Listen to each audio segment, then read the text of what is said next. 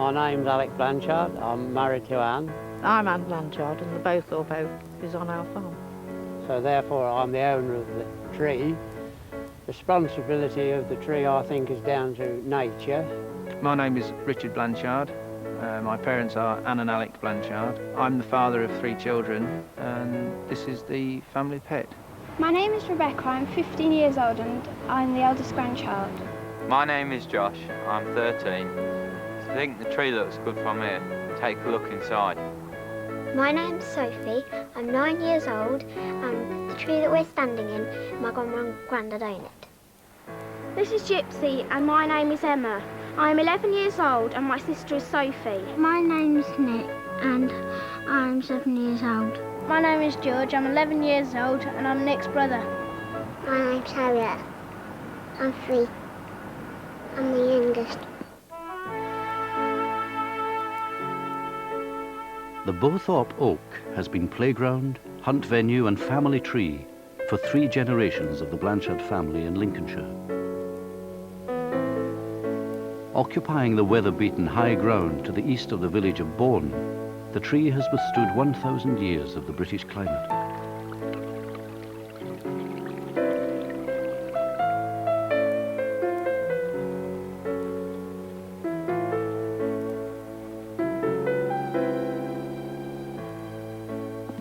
Its inclusion in the definitive record book is a source of pride for the whole family.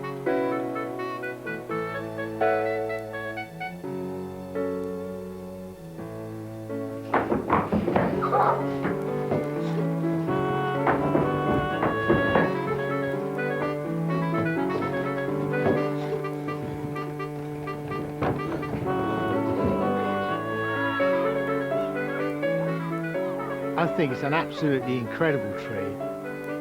I've travelled all over Europe for many, many years now, and I don't think I've seen many this size, and I've certainly not seen anything like this in Britain.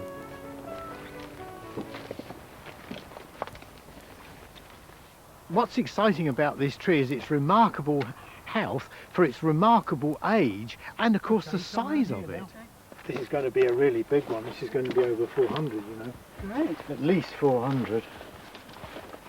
Most people's perception of a healthy tree is one in a forest which is straight and full of solid wood. But this Bowthorpe oak, to me, is probably the best example I've seen of what really is a healthy tree. Now, I know it's hollow and it's full of rot and all the branches are broken off. If you go back to looking at these trees in woodlands, yes, they're nice and straight, and it was man that said they were healthy because he wanted to use the wood inside them. Okay, definitely over 400. Hollowing is a very, very natural thing, and it's brought about by fungi and bacteria and insects taking out the heartwood and leaving the very flexible living sapwood intact. Now, when that dead wood drops to the floor of the hollow tree, what happens? The tree recycles it. The tree has this incredible mechanism being able to recycle all the nutrients and all the minerals that were locked in that hollow wood. Trees like this that were planted in the open, in these open, were able to spread outwards. They didn't have to go up. There was no point of stretching to the sky because they probably didn't have much competition. So the tree actually grew outwards and put on this great big spreading domed crown. And then as it got older, it started to grow downwards. So we've now got this old gnarled thing. It's growing down, it's still healthy. It doesn't need to go up anymore. It doesn't have the competition.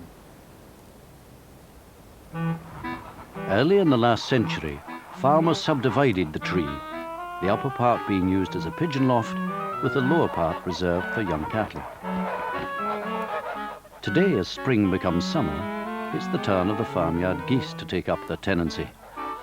They share their new home with hundreds of species of insects, grubs, caterpillars and larvae, defining this as one of nature's great ecological storehouses.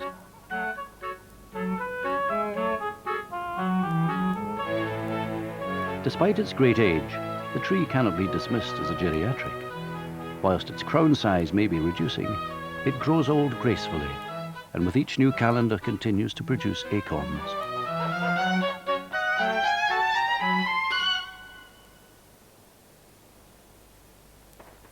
Rain and damp have accelerated the natural hollowing of this tree, and across time have encouraged its use as home and larder for bats, voles, birds and beetles. There's no record of any significant forestry on this site, and the acorns from which this cavernous specimen came may well have formed part of the buried food store of a forgetful jay, left behind to germinate and grow for 1,000 years or more.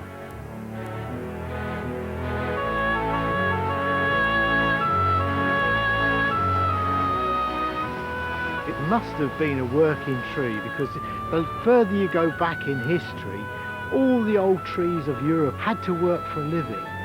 In those days it was an economic suicide to cut them down, because what you did was you used the tree as a renewable resource. You cut pieces off it, or you use what fell off it, or whatever, but you used the tree. The last thing you ever did was cut it down.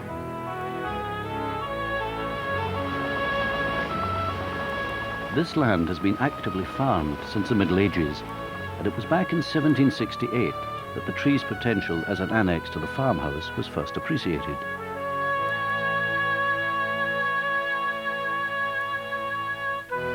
The owner at the time, George Ponsfoot, had a door fitted and the interior floored.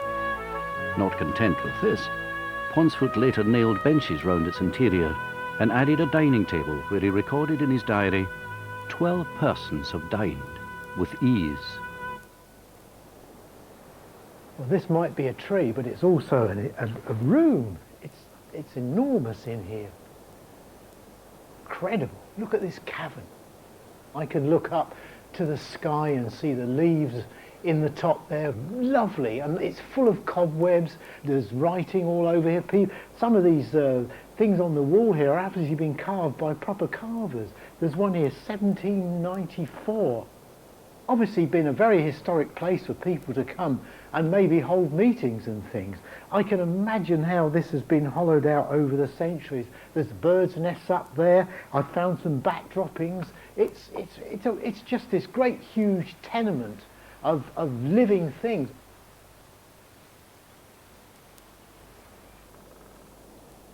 Autumn comes and the Bowthorpe oak will give up its foliage for another year. Its many tiny residents brace themselves for the winter ahead, as the mighty tree and the history it has lived through are celebrated.